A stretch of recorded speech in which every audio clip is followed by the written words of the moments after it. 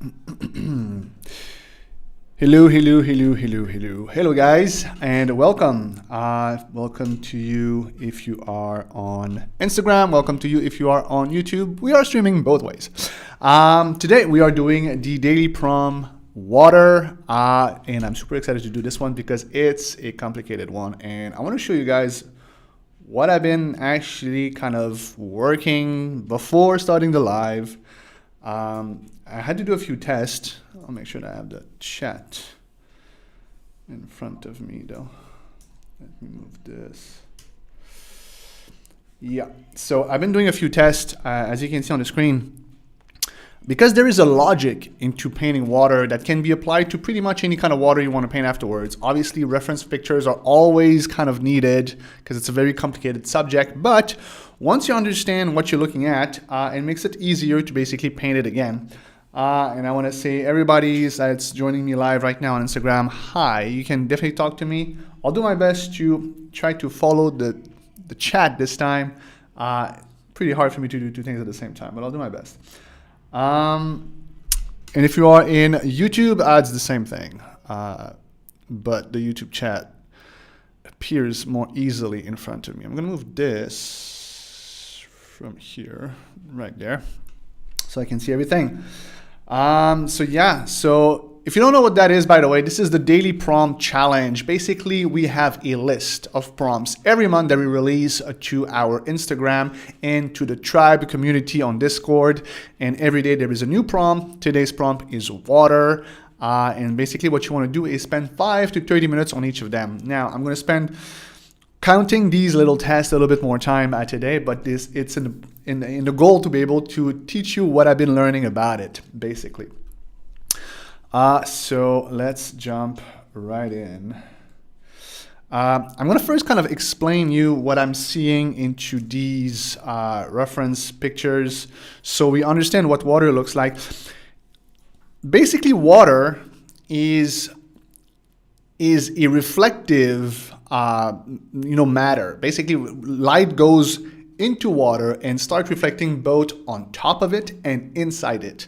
So when you have here these first kind of like reference pictures that we see here, what you have here is basically the water that kind of bubbles up and makes it like little waves. And as it's kind of like making like a pyramid of some sort, it creates kind of like a magnifying glass effect where the rays of lights are all put together. And that's what you see at the bottom usually of the pool. It's basically the light that goes into that kind of like wavy and goes through it and create these kind of like beautiful wavy lines. This first one, that's a picture of what seems to be from inside the water towards what's at the bottom of the pool. Here we have the top of the water where you can see the specular highlights really sharp. That tells me that actually the specular highlight is on top of the water, and then all the different like gray, like I'll put a layer on top of it so I can draw all these different like wavy things that you see. That's kind of like the colors are morphing depending on the waves.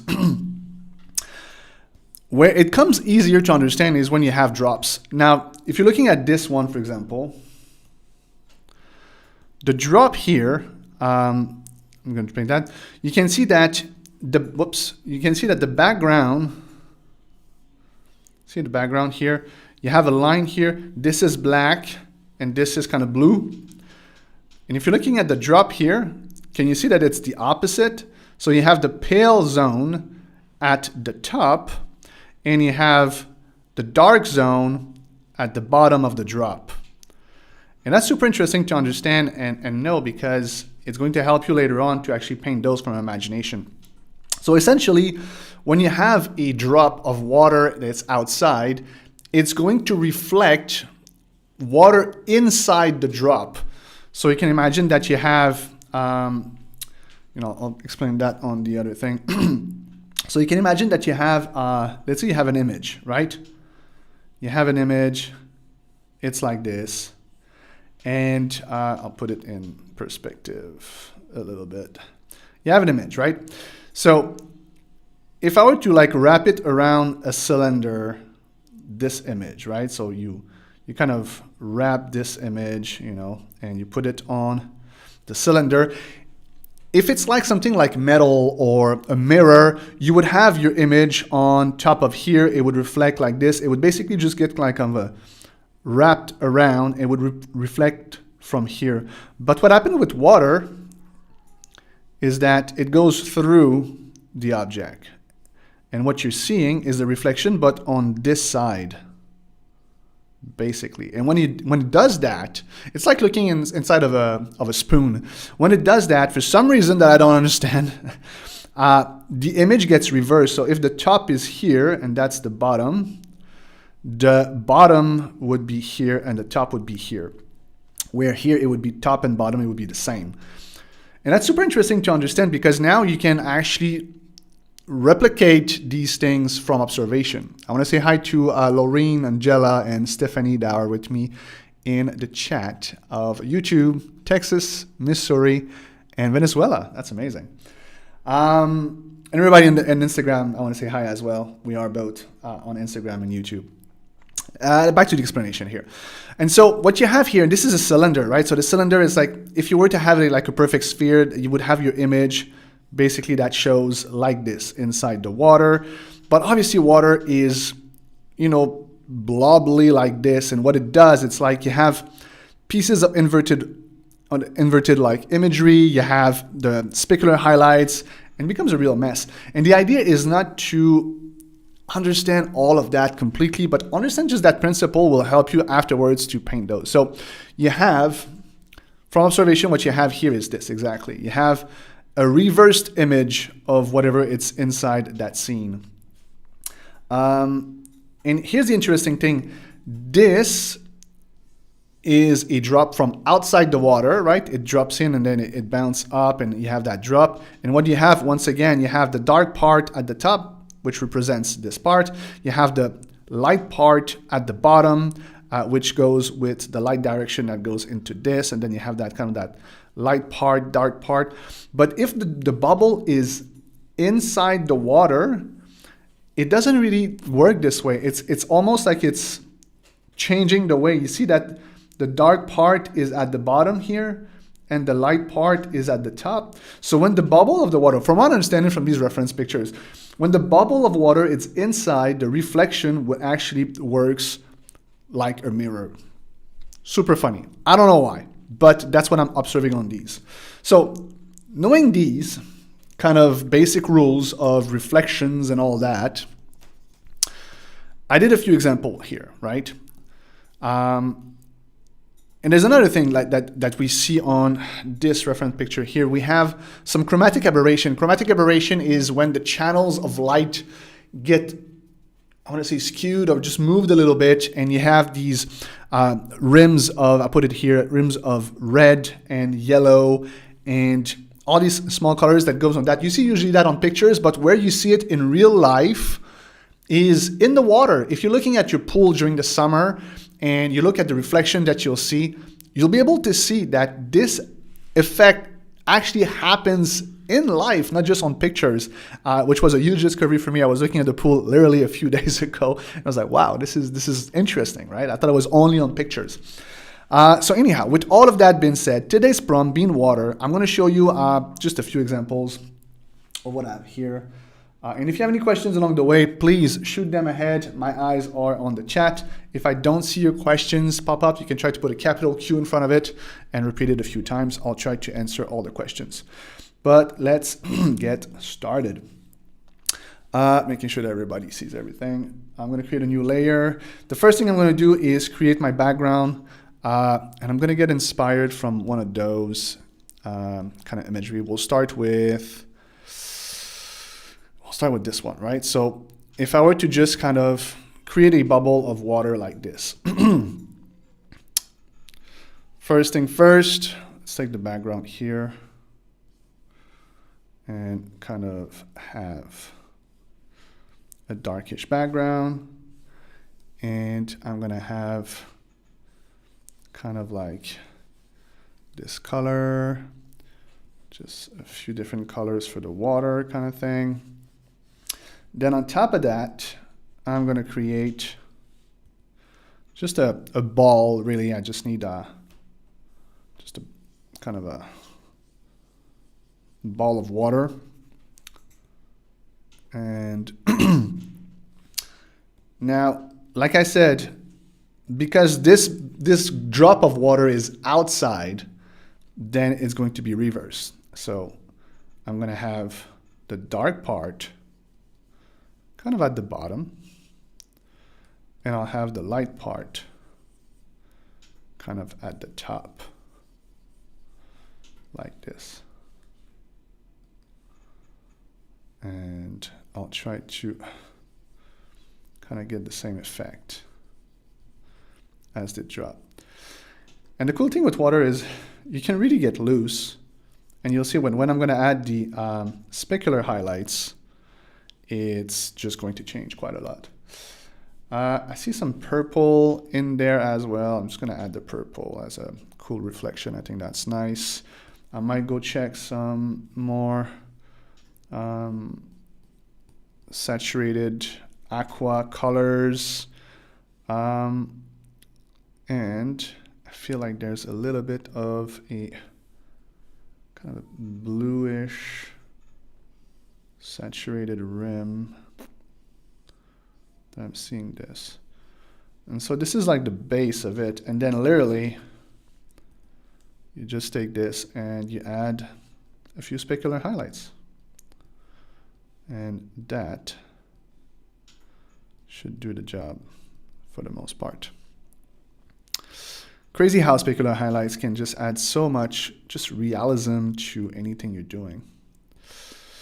Maybe that's a little bit too much. I'm not gonna overdo it, but something like that can be interesting. And bam. Now the edges are a little bit sharp. I could use a smudge tool to kind of maybe just blur them a little bit. And there you go. That's not more complicated than that. Now, I want to do many examples of this and have some fun with it. So this is when it's reflecting its environment. Here we have another bubble, but this one is like outside, and it's like a flat background. And the way I treat these, I treat them like they are gems. And I'll do another example here. I'm just going to I'll do this one completely from imagination with a different color. So you have your background color. On top of this, I'm going to add some dark color. And then you want to think about your light direction. So when it happens with a gem, or when you're painting a gem that is like polished and rounded, what you would have is usually a specular highlights that faces the light. So let's say I have my light going in that direction. You would have a specular highlight right there. And you would have a zone right here where it's going to be darker, and then a zone of subsurface scattering. Subsurface scattering is when you have lights that goes inside an object and then outside the object, and it brings a lot of saturation of the color of the object, and kind of becomes like a light source by itself. So water does that kind of a little bit, actually, especially if it would be like colored water, but even if it's just normal water. So on this, I don't need these two. On this, what I'll do is I'll literally fake this. I'm gonna take this color, put it towards the aqua, put it towards this, and I'm gonna kind of like imagine that, yeah, so I have this reflection at the bottom like this, and I might put that even darker here at the top. And you can imagine that maybe there's like also like some basic reflection on top of that drop, and then you just have like a few reflection. And the cool thing with water is you can really just kind of like imagine some things. Another thing that I haven't talked about yet is the fact that water will reflect its environment. And what does that mean is that depending on the wavy things of the water, like if you have like some wavy water and it reflects an image, depending on, like, I'm gonna draw some cross contour lines here of some sort. And you have the water here. Every time that it curves like this, okay, every time that you have a curve, and here you have two curves on this kind of like wavy things, these two curves will kind of, it's like bending an image. You can imagine that you have an image that's like flat, and then you bend it, right? You bend it. Well, what it does is it contracts all the kind of image within a very tiny zone of it. And that's why it looks almost like different lines, like what you have here, for example, on this. I'll put the reference picture in front of wait, let me just do this so everybody can see. You can look at here, for example. What do we have here is, you know, a line of dark, a line of white, and you have like a little bit of blue, and then you have the same blue here, and you have a little bit of a tiny line here of the same dark here, and you have some more dark here. These are basically representing this black, this kind of blue, and another blue here that kind of repeats like it's, let me put that in front, that repeats like it's like lines like this, and then these lines are getting curvy. All I'm trying to express here is that if you have like three colors like I had on my drop here, I'll just delete this.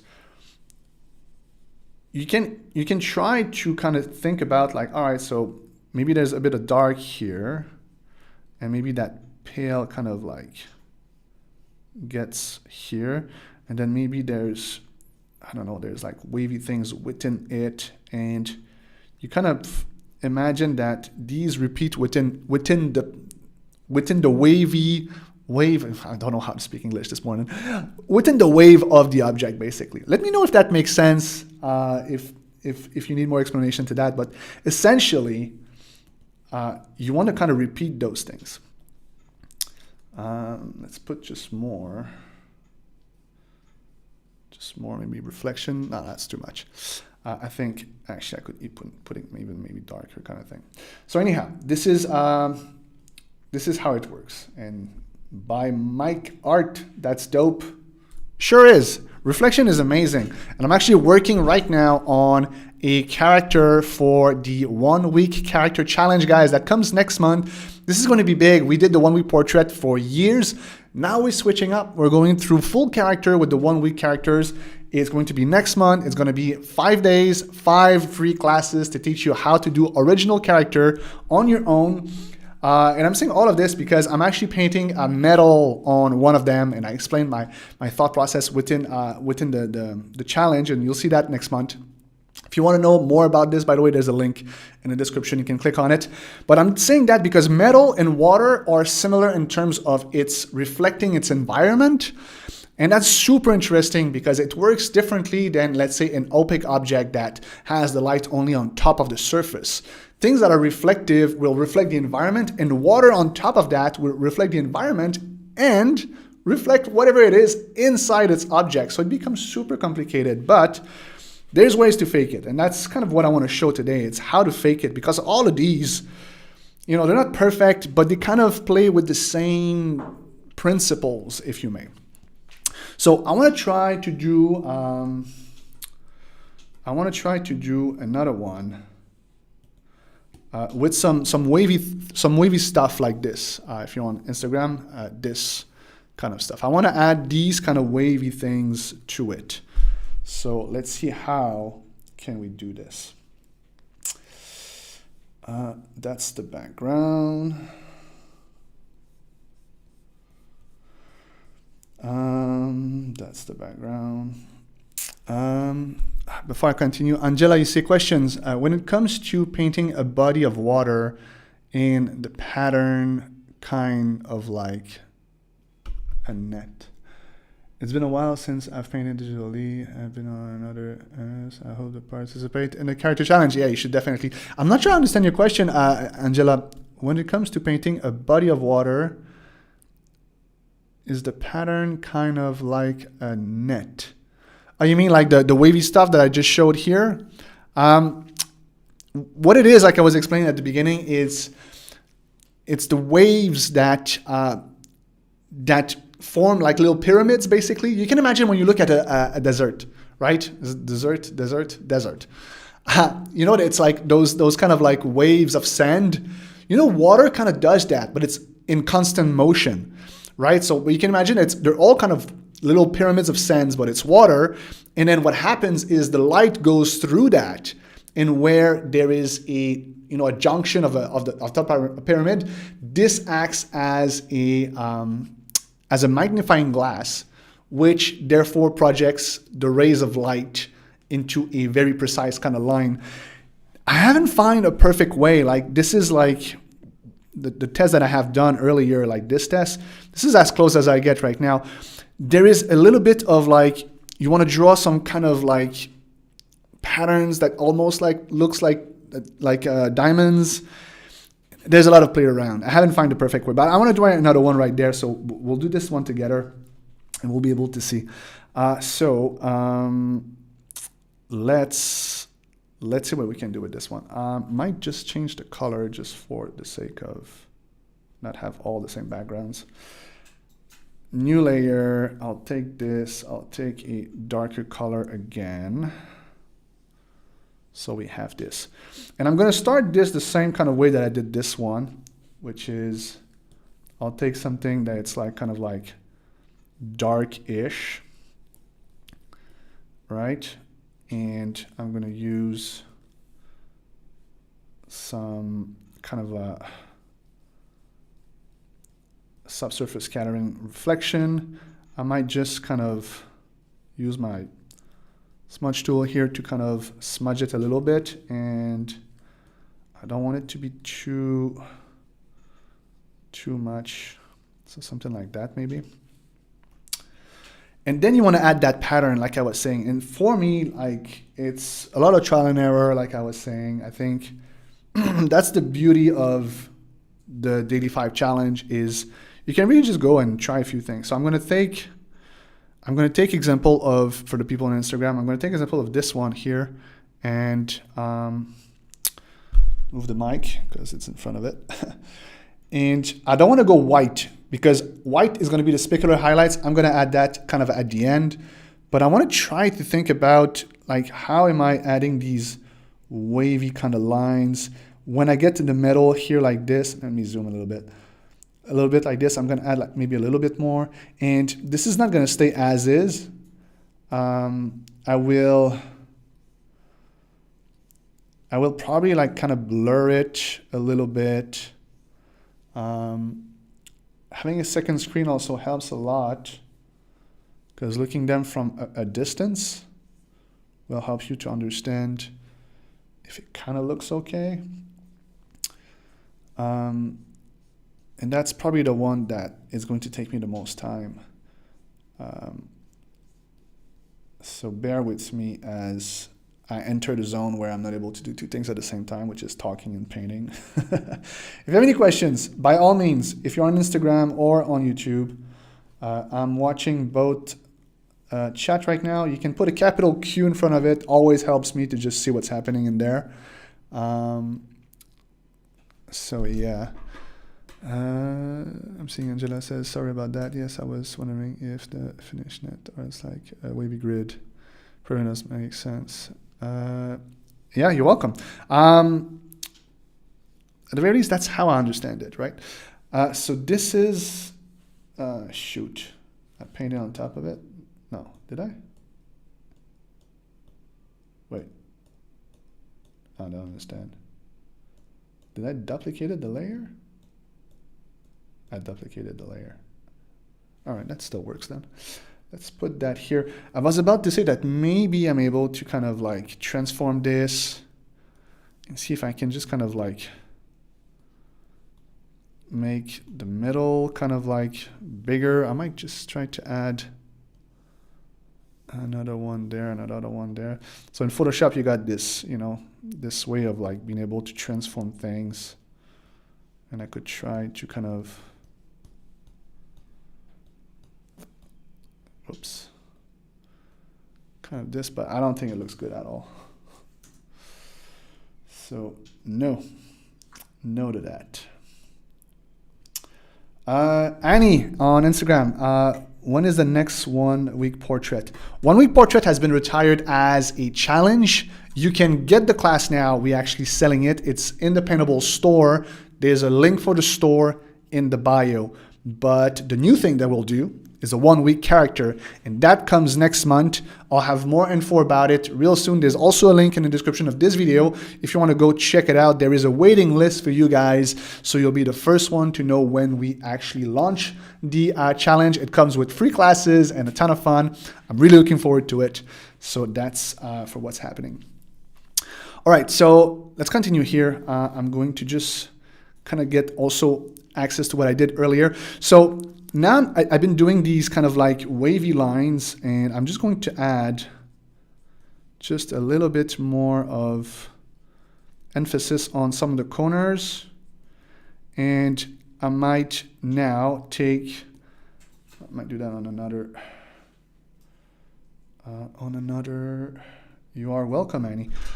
I might do that on another layer, and I'm going to take these. The thing that I'm seeing on this reference, guys, is you see that there's like parts that are they're like darker in the middle. I might try to see how I can do this. So I might just try to paint in transparency a little bit here and kind of paint just in the middle of these things to kind of fake that out. See how it looks. For these ones, they're all actually pretty dark, so I might just paint a little more pale on the sides. And this is the place where I experiment. I'm also going to take my soft round brush now, my smudge tool, and kind of just soften up some of the places where I don't want the edges to be too dark. And it's sort of kind of looking like it. Then again, I feel real confident because I know my specular highlights will save me no matter what.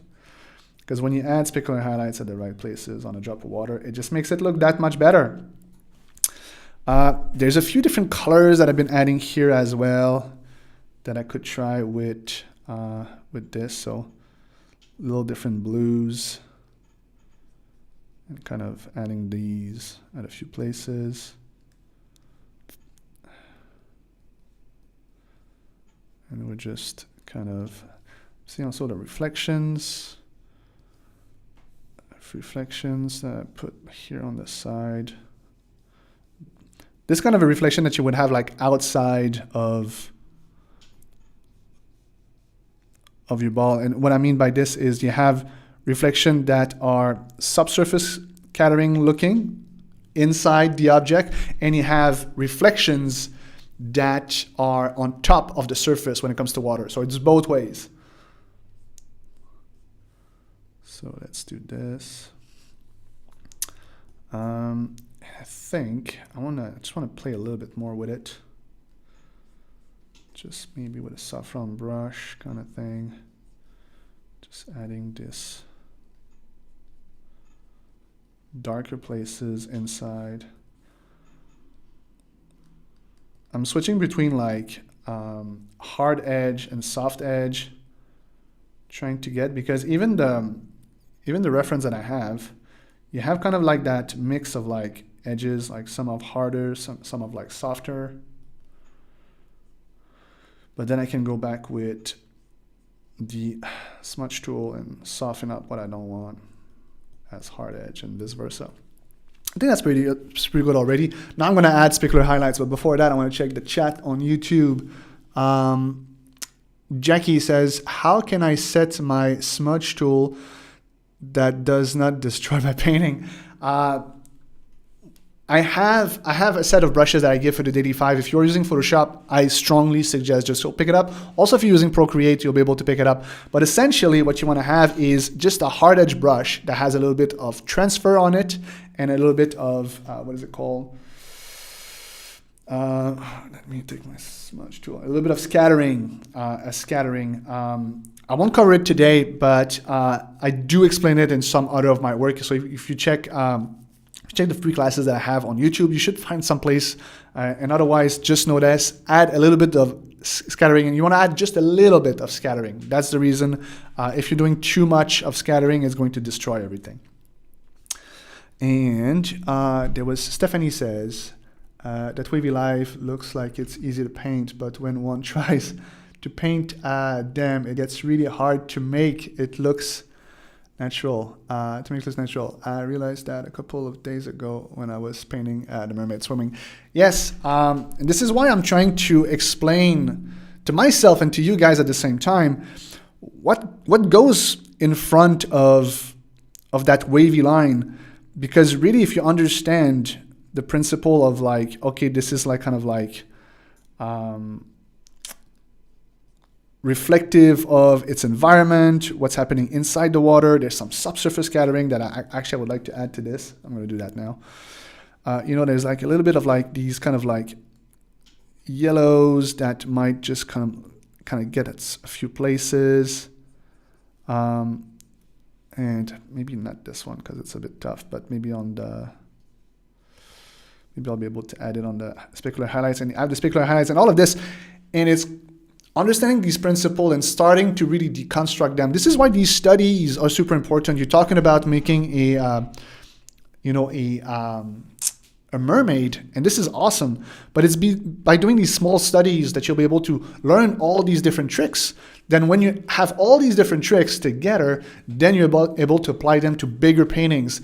And the cool thing, again, me talking about the 1 week character challenge that we're going to have next month, is this is exactly how I'm going to teach you during the entire week of the challenge.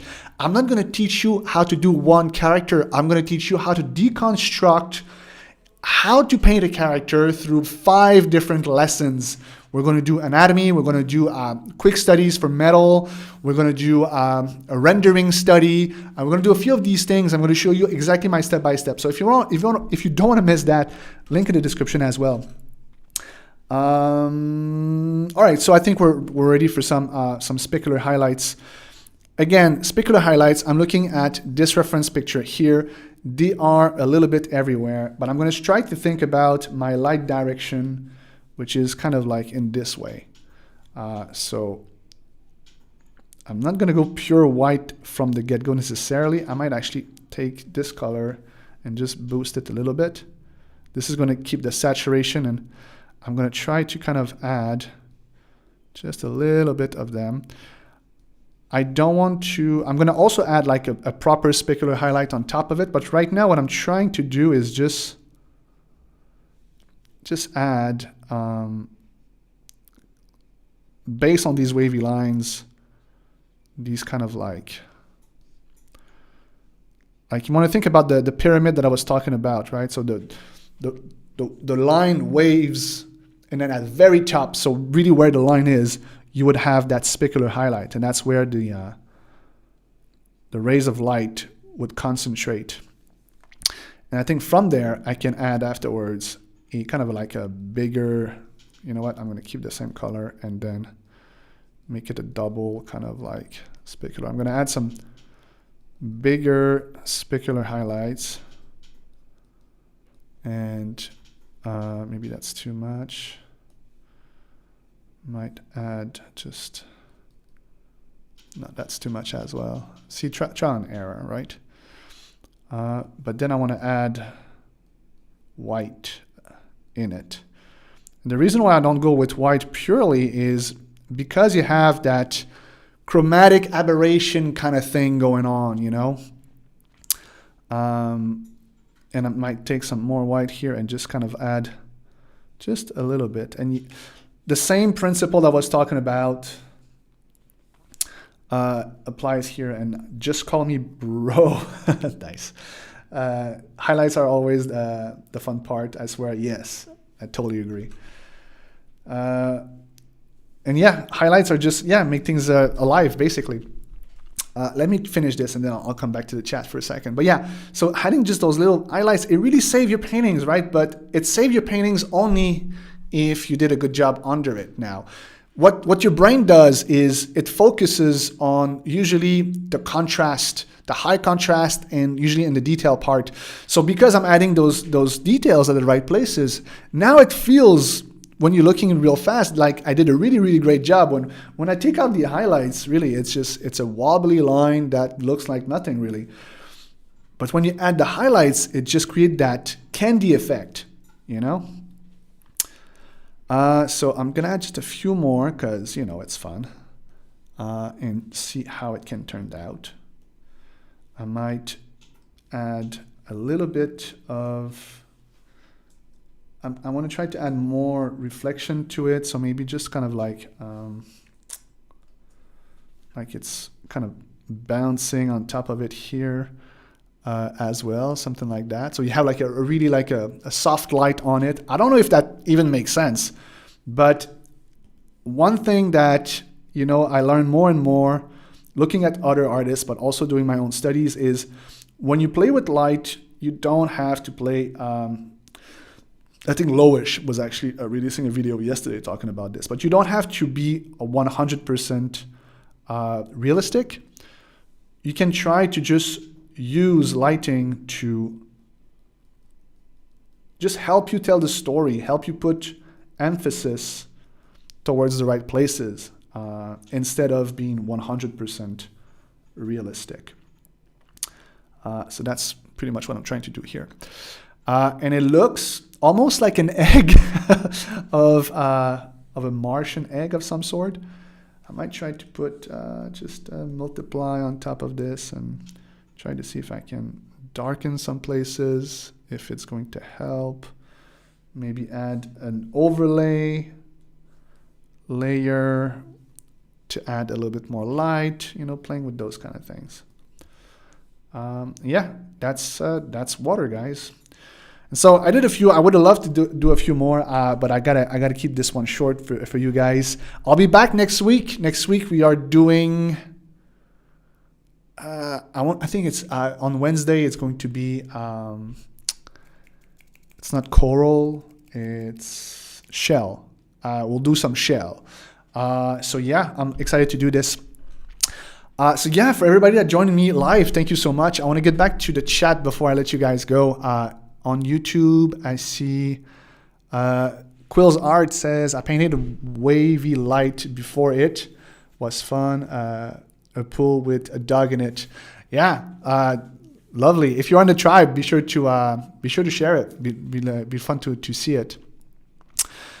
Angel, question here: is there a way in other programs like Procreate to make the wavy lines wrap around the shape without? Mine looks somewhat flat. Yes, there is a way in Procreate, I believe, to it's called. There's a wrap tool. There's also the liquify that works as well. You just have to make sure that your things are on separate layers. But both the wrap tool and the transform place on Procreate and the liquify are both in Photoshop and Procreate.